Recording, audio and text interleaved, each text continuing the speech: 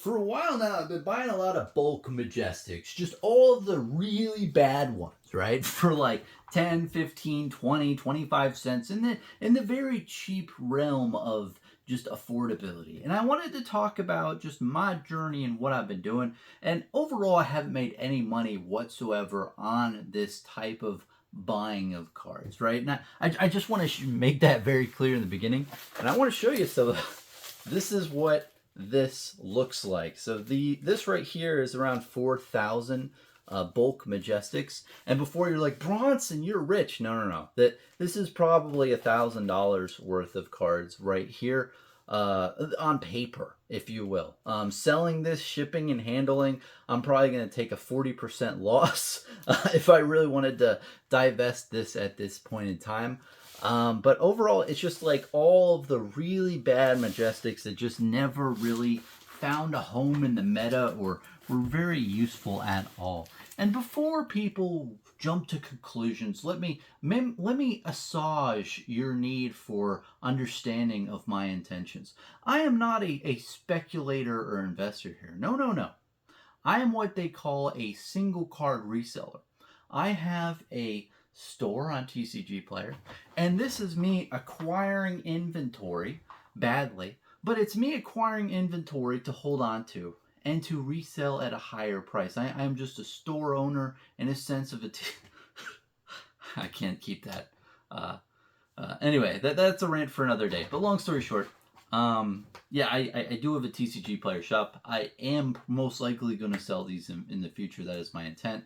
But overall, I don't see myself as an investor in this. It's more of like an activist, right? I'm basically saying 20 cents for those Majestics, that is bullshit. Those are way more than 20 cents. Those are most likely $1 each. So I feel like I've been an activist over the last 4 years, and I've provided a lot of liquidity out there. There's a lot of store owners, and I've worked directly with a couple of store owners as well, and they have shops on TCG Player. I reach out to them, message them like, hey, you good with me buying out your inventory? I'd love all your Majestics that are 20 cents and lower. And we made out good deals. They're happy. I'm happy. And overall, I haven't really made any money from this. I've been buying since 2021. Put, $300 in. Sold nothing. 2022, put $400 in. Sold nothing. 2023, put, another $250 in. Sold nothing. And I'm waiting it out, man. This is a long-term strategy for me. And again, this is not investment advice. This is just some side project that I'm doing that I find fun. I'm on the couch on a Friday night. I'm on TCG Player looking around Flesh and Blood cards, and I sort by cheapest Majestic, and I see some stores are just, bulk selling their Majestics. They don't want them anymore, 15, 10, 20, 25 cents each. And I just add them all to my cart and hit buy and just, just have a time with it, right? It's been fun. It's a lot of work. And honestly, when you have collections like this, or not collection, when you have inventory like this, it's interesting. When you have a lot of cards, to get rid of something like this is probably going to be a lot of money, right? But I do have different opportunities in the future, maybe to buy list a bunch. You see that the Scarcity Games and a couple other places out there have buy lists. And the cards that I used to buy from these websites, min-max as well, min-max used to have Majestics for 25 cents each. They no longer do that. They are an activist like me and say, no, Majestics should be 50 cents each, and I applaud them for it. You cannot buy a Majestic off min-max games for less than 50 cents each, which is good. The market should reflect the scarcity of these cards. And just to go on to the scarcity, they are printed in good abundance, right? For most of the sets out there for Flesh and Blood, I think WTR and Arcane Rising had the largest printing of Majestics just because there's so much of the unlimited printing. And then you've got the History Pack 1 and 2, which also include, or History Pack 1 for WTR and Arcane Rising with the reprints. You have a good amount of Majestics. I think 40,000 plus if you add in all the reprints and such. You have a good amount of printings of the M's. Now, for any other set after that in the 1.0 era and the 2.0 era, it's probably hovering around that 30,000 per card. So if I'm just like picking up random cards, so this is Genis Watch You Need. This is from Everfest, and I believe this is like around 30,000. Give or take. I know you guys are gonna run the numbers and like, actually Bronson is 34,268. Like, of course, there's gonna be a little round, but it's around 30,000 if you hear me out. The only set that's kind of different from this is Crucible War. Crucible War only has, I believe, 12,000 ish, maybe 15,000.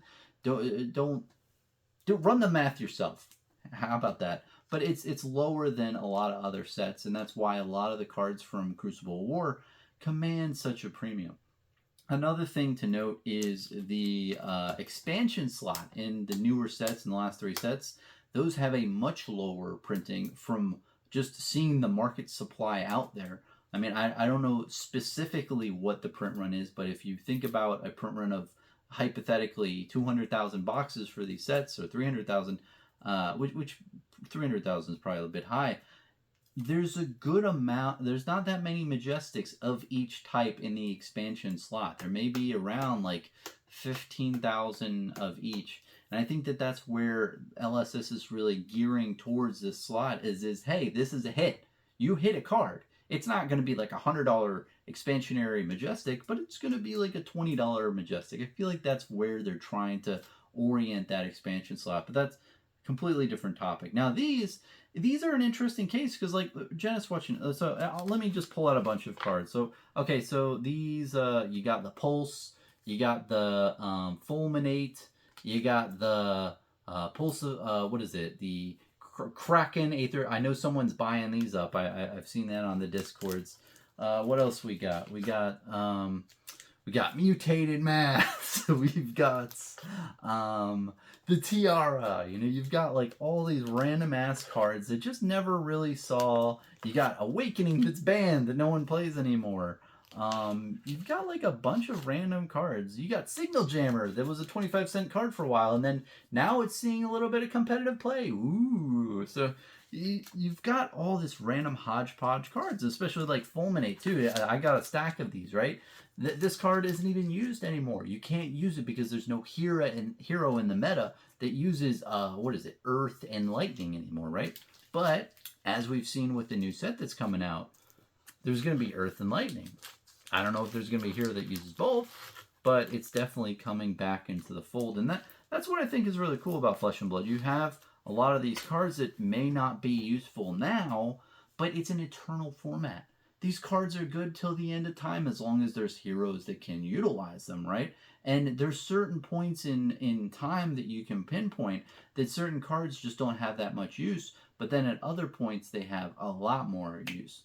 A great example recently, and this is definitely the exception to the rule. This is a card that like just mooned ridiculously. The Phantom Tidemaul.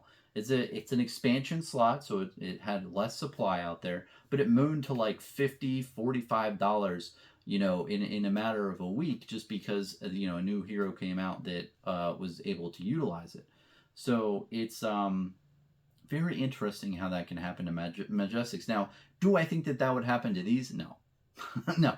These cards, in my mind, a Majestic in a box should be in the range of like $3 to $10, right? I think that is a good sweet spot for these cards. I mean, it's hard to pull a lot of these cards if you want a play set of 3. It takes a lot of boxes to open in order to get just a play set of any of these. So in a lot of these boxes, you open 8 Majestics per box, or maybe 6 to 8 Majestics per box, depending on the set. So it takes a good amount of boxes to get the Majestics you need. Of course, there's different ones like WTR and Arcane Rising are like 2 Majestics per box, but I digress. It takes a good amount of opening, and the slot in there is pretty rare. So it begs the question, okay, how much dollar amount should we assign to this? And I think if you can think about it, if you pull like 8 Majestics, right, times 3, that's $24. So you get $24 out of a, let's say, $100, $90 box. That seems reasonable. $24 for like the big hit cards, other than the foil M or the 1 out of 4 chance of getting a legendary.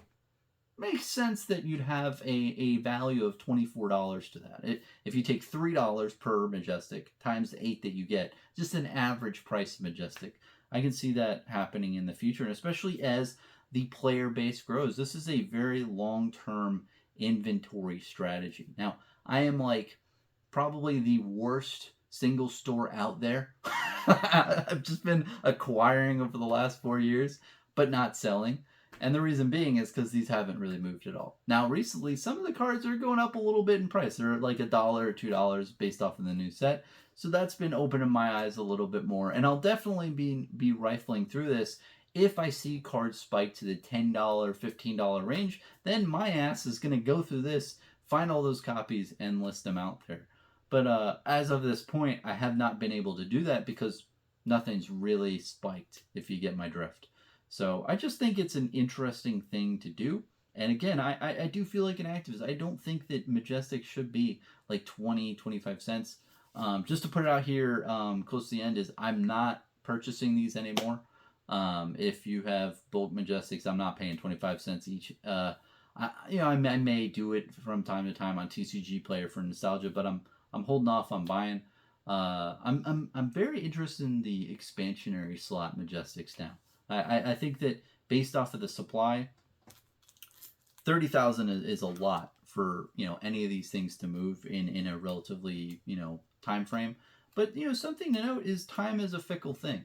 Time is a fickle mistress, right? Like this card, Frightmare, right, from Uprising, right? What's gonna happen in like 5-8 years when Flesh and Blood hasn't been out for a good period of time?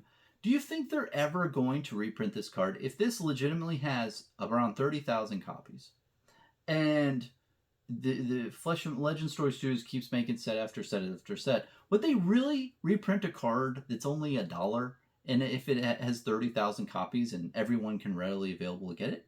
Probably not. So if this does have a deck that comes out where you need Frightmares and the player base is much higher, I could see different situations where this card, goes up to $8 or $10, for one copy. And that's where, you get, returns from this inventory asset acquisition. And what's interesting is, this is 4,000 cards. If I make $5 on each card, which is pretty outlandish, like that's probably not going to happen. Let's say $3. Let's say I make $3 per card, 4,000 cards. That's $12,000. It's pretty good when your initial buy-in is $1,000. It's a pretty good return. Now, again, the biggest downside of this shit is that my ass is gonna have to constantly ship these in little small envelopes, and it's gonna take a lot of labor. That's the problem with single cells. It takes a lot of labor, and that's why if you're selling this for anything less than $5 a card, it's not really that worth it personally to me, because it's like then I'm like putting in an envelope, putting the address, putting the stamp, and all doing all this labor, and I'm only getting like a return of like $6. It's not really worth it after fees and everything like that and labor. But if this goes to like $15 and I'm selling 3 of these for $45, my ass is gonna do that from sun up to sundown. Like I'll do that as long as humanly possible. That's a good time period for my money. So that's kind of really where I'm in the range of. But even if this really doesn't do anything at all, let's say that this does nothing at all and I make no money, I'm honestly personally I'm good with that. At least then that's my little contribution of out there to give liquidity out there in the market to stores who just want to mass sell and get some cash to use instantly, because stores out there, good stores who are good at doing business, are very key to the concept of getting cash and recycling product churn as fast as possible into cash and then reinvest it into more profitable product. Those are what the good online stores do. Now Bronson, your normal guy in a normal room, randomly buys a bunch of bulk Majestics that nobody wants for 4 years straight, makes no money at all, and then is like, I'll just keep on keeping on, So I digress from that aspect. So anyway, if anyone wanted a really update on this, I know I've been sprinkling this verbiage in previous videos that hey, I've been buying bulk Majestics. I haven't really given an update on it, and the update is I haven't really made any money at all.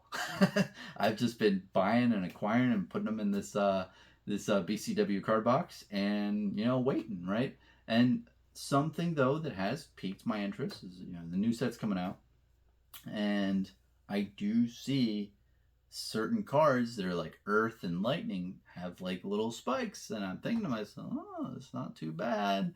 I wonder if I should start selling cards, and I have been looking at that. And when cards do reach that $5 to $10 range, I'm probably definitely going to be starting to list them on TCG Player on my online store as a single card reseller. So that's really the end of the video. Let me know if you guys have any questions down below. Again, this is just my personal experience of what I've been doing. Just an activist for this, I feel, for these assets. I definitely think that they've been underpriced for a good period of time. Majestics at 25 cents each doesn't make sense to me. Even if nothing happens, honestly, it's nice to just have them if I want to make decks. If I want to make fringe decks, I have them here. Again, another topic too I haven't gone into is a lot of cards that are shitty are ones that are counters to certain decks that haven't been played yet. So a good example of this is the card Slay. So Slay is a card that just destroys target angel, and I believe Slay is a demonic card or the shadow card, right? Shadow card, that's what it is. And it's used to counter Prism with Heralds, right? And overall, right now, that card sucks. But if you have a situation in the future where Prism is really seen in the meta, like seen a lot, I could see decks created to specifically counter Prism that use the card Slay in it. And I could see other cards that have been created as well. I think there's one for Runeblade that like destroys an aura or destroys something, a token. You have all these fringe cards that specifically counter other things. I think one, for example, is a Signal Jammer, right? That is a great card as well, for example, that isn't really used now, but it's starting to be used to counter certain decks. So you can see a lot of these different countering cards that are against specific decks, start having more usages in the future if those decks are more prominent that they're countering. So you can see that. But I think overall, even with all this verbiage, this is a fuckload of cope. But I don't know. I'm having fun. I'm buying cards that I want to buy. I love the game, and we'll see what happens overall. But just thought it was an interesting thing to go over and showcase in a video and just explain what's happening. But yeah, long story short, again, I'm not really acquiring any of these cards anymore. I think I am on occasion, but I just don't want anyone to reach out to me and say, Bronson, I have 10,000 Majestics. You want to pay $2,500 for them? Like, I don't think I could do that at this time.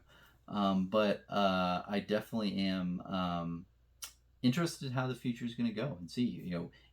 Has the market been right? Are Majestics really 25 cents each? Is that the true value of a Majestic for Flesh and Blood? Or is it $1, $2, $3 a card with the average price? Is that like the minimum, seal or floor that it's supposed to be for a Majestic card that is, reasonably hard to pull? It's going to be an interesting thing that transpires in the future, and see how that question is answered, especially with inflation and such, and the cost of cards overall, and the growing player base that has continued to grow. What happens when more and more competitive players need the cards to compete, and what happens when sets have been out for 10, 15 years and not that many cards exist anymore, readily available in the market. So that's my video. Let me know what you think. Cheers, man.